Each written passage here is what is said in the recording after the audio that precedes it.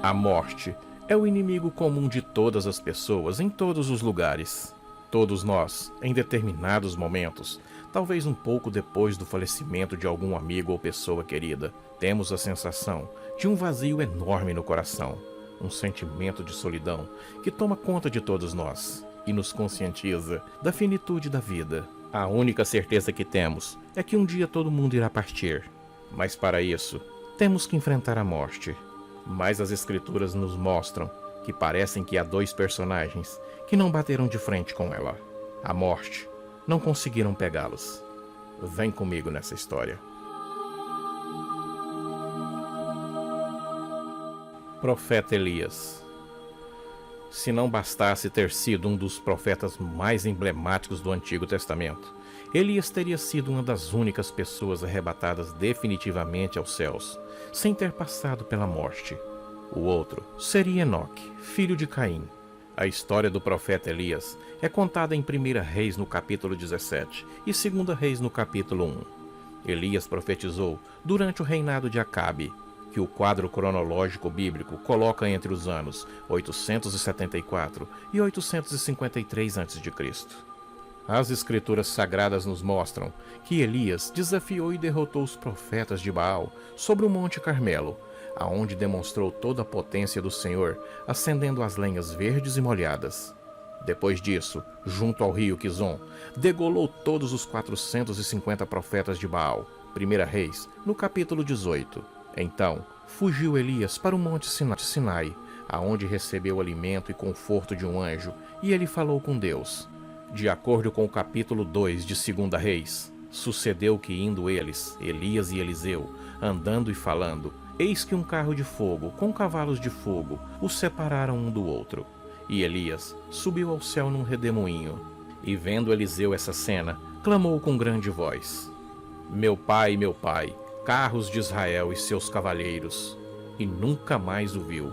E pegando as suas vestes, rasgou em duas partes. Diferentemente do apóstolo Paulo, que teria também ascendido aos céus e visto coisas inefáveis, Elias não retornou à terra. Uma questão que intriga estudiosos é se Elias foi ou não arrebatado aos céus, e como é que após alguns anos do seu suposto arrebatamento, Jeroão, filho de Josafá, recebe uma carta do profeta Elias.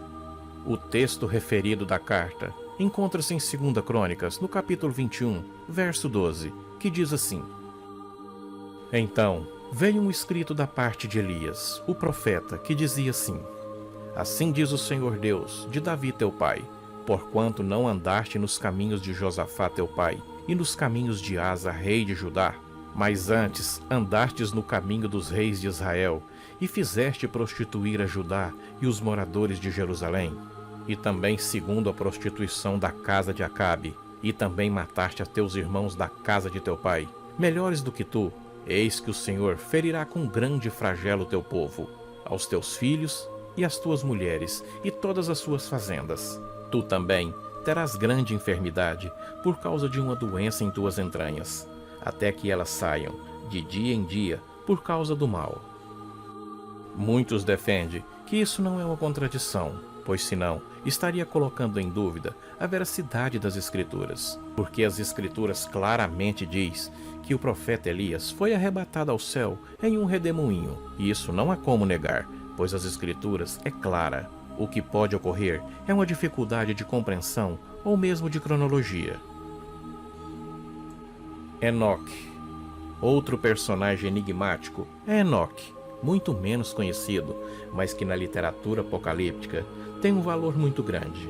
As Escrituras traz pouco relato sobre Enoque. Ele foi descendente da 7ª geração de Adão e viveu um incrível 365 anos. Gênesis capítulo 5, no verso 21 ao 24. No tempo de Enoque, as pessoas viviam vários anos, ou até mesmo séculos. O filho de Enoque, chamado Matusalém, foi o homem que viveu mais tempo registrado nas Escrituras, 969 anos. Nos dias de Enoque, a humanidade estava totalmente corrompida pelo pecado. A corrupção se adentrou em uma maneira tal que Deus, algum tempo depois da vida de Enoque, decretou o dilúvio, que veio destruir toda a humanidade. Apenas Noé bisneto de Enoque e sua família, sobreviveram. Em meio a tanta corrupção, Enoque se destacou por andar com Deus. Ele agradava ao Senhor e tinha uma fé inabalável. Por causa disso, o Senhor o arrebatou, e ninguém encontrou o corpo de Enoque, porque Deus assim o levou para o céu. Hebreus 11, verso 5. O pai de Matusalém, conforme em Gênesis 5,18, era um homem de vida santa, e tinha orgulho de sua intimidade e relação com o Eterno. E durante toda a sua vida, ele caminhou com o Senhor. Gênesis 5, verso 22. A única outra informação que a Bíblia nos fornece sobre Enoque é sobre uma profecia que ele fez. Enoque profetizou que um dia o Senhor virá julgar todas as nações e convencer todos os ímpios das coisas erradas que eles fizeram, e todos nós teremos aquele ajuste de conta com Deus. Judas, no capítulo 1, verso 14 e 15. Em Gênesis, no capítulo 5, conta que ele desapareceu, pois o Senhor o arrebatou. Sua vida também é lembrada em Salmo 49, verso 15 e 73, verso 24. Estudiosos apontam que o arrebatamento de Enoque e Elias cumpre o propósito de apontar para a realidade do arrebatamento futuro, que se dará por ocasião da segunda vinda de Cristo.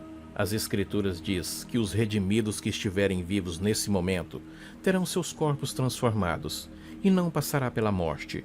1 Coríntios capítulo 15, versos 50 ao 56. O outro foi ele, o Rei dos Reis e Senhor dos Senhores. Este, o Rei da Glória, a morte, não conseguiu pegar ele. O apóstolo Paulo, em uma de suas revelações mais lindas da Bíblia Sagrada, ele declara no livro de Colossenses, no capítulo 1, verso 17: Ele é antes de todas as coisas, e todas as coisas só existem por ele. O apóstolo João também declara: tudo foi feito por ele, e sem ele nada do que foi feito se fez. João 1, verso 3. O próprio Jesus declara: em verdade eu vos digo, que antes que Abraão existisse, eu era. João 8, verso 58. Jesus também mostrou que a morte não poderia alcançá-lo.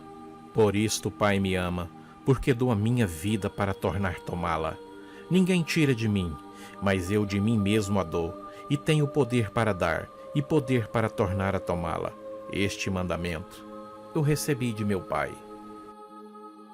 E a promessa do Rei da Glória, antes de subir aos céus, foi essa: saia do pecado, vigiai, porque daqui a pouco eu vou vir buscar vocês. O mundo vos odeia, mas ele não odeia vocês, ele odeia a mim.